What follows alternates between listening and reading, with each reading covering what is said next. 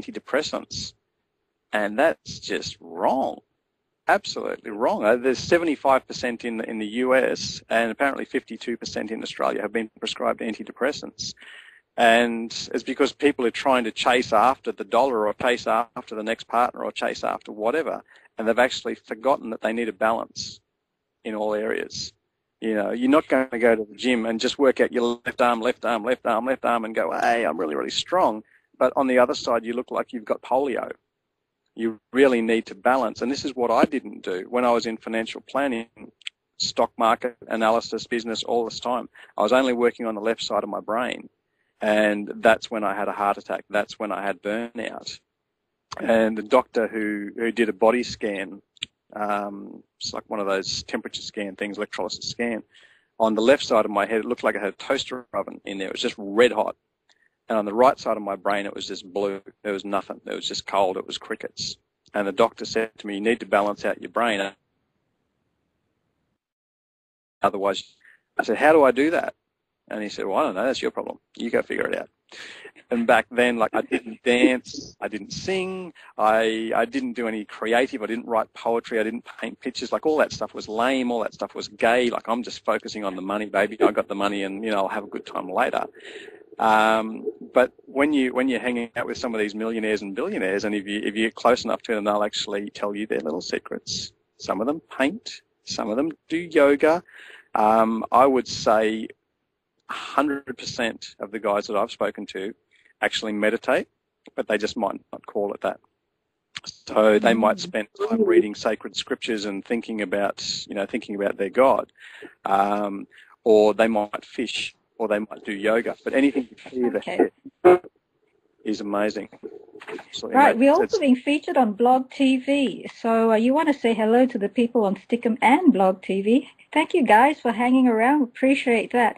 Now, I'm going to talk about something that is near and dear to the hearts of a lot of our viewers who are based in Northern America, and this is them basically, at this point in time, freaking out about the economy.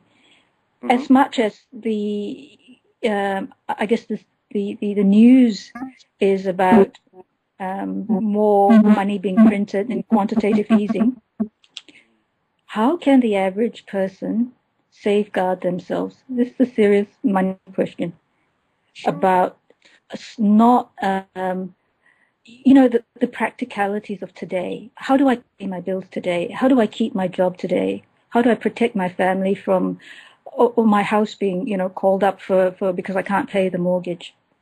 I mean, during the GFC, it wasn't just Americans who overspent. It was basically people everywhere who were living the good life and spending, and now you've had to cut back. And you can either cut back because the bank calls you and says, I'm going to repossess your house or your car, or you cut back because all of a sudden you don't have a job anymore and you need to cut back on what food you buy or where you go. Otherwise, you can cut back by choice. And you can choose to cut back. I suggest to all my clients, live on 70% of your income. Save 30%, invest 30%, give away 10%, because if you don't give, you can't receive. That's just fundamental law. It's not necessarily, Christian scripture. It's in the Torah, it's in the Quran, it's in the Buddhist scriptures. You have to give before you receive. But living comfortably on 70% of your income insulates you for any of these shocks. If you happen to lose your job and it's 5 weeks before you get a new job, or if you miss a couple of house payments or the interest rates go up or something like that, you've still got that buffer. When people live on 100% of their income or 110% of their income, that's when the problems happen. And I've done that myself. I was earning a 6-figure income as a financial planner, and I was spending 110, 120% of my income, having a great old time, because I thought it's always going to come in. There's always going to be more, and there's always going to be more. And I wasn't actually planning for, either the economy is going to collapse or I'm going to collapse. Something's going to happen, because on life there are these little bumps, and it might be a health scare. If it's not you, then maybe one of your children gets sick and needs an operation, or you might lose your job, or you might run over a milk bottle and blow all the tires in the car or something like that. So always planning to say, okay, if I can live on this, then I'm prepared for anything that comes along. And a lot of people tell me, oh, I'm broke, I can't afford your services and things like that. And I have a look at their budget and go, well, you're spending $200 a week on cigarettes, or you're spending $500 a month on alcohol, or, you know, entertainment, or trips overseas. It doesn't matter whether it's Tim Tams, whatever it is, everybody has an addiction, okay? For some women it's shoes, for some guys it's smoking, drinking, gambling, whatever it is. But you just got to reassess your priorities and say, you know, if that wasn't there, what else could I do? If that wasn't there, what could be possible for me? You know, yes, you can afford to have a business coach, you can afford to start your own business, but maybe you need to actually chuck something out. I chucked out my TV 8 years ago. I just don't watch TV. You don't ever pick up on the news because you don't hear about the, well, you know, big things people will tell you about, okay? September 11, somebody called me and said, hey, look, there's been a plane crash in New York, all right? When there's an earthquake coming, someone will call you. Or if there's an election, someone will tell you on Facebook. You know, you'll find out about the really, really important things. But I don't need to know about a mudslide in Mexico. I don't need to know about a flood in the middle of China. I can't do anything about that, and all it does is make me feel bad.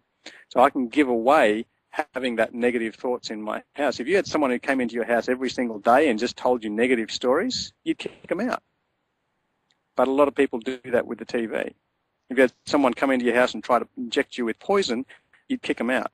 But a lot of us do that with too much alcohol, too much cigarettes, too much of anything is going to be bad for you. Too much vitamin supplements is going to be bad for you. So reassessing the budget, looking at what you could actually shave out, and being hard with yourself, saying, look, if I lost my job, if the boss came to me and said it's a chance between taking a 30% pay cut or losing your job, most of us would take the 30% pay cut. And if one of your children needed an operation, you would find a way to get that money.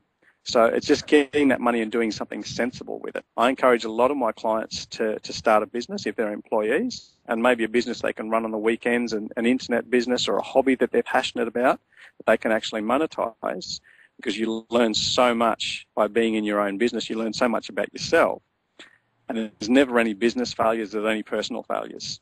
That business closed down because that guy didn't know how to handle his money, or he didn't know how to handle his staff. And the people who complain, I can never find good staff, I can never find good staff, that's because you're an asshole.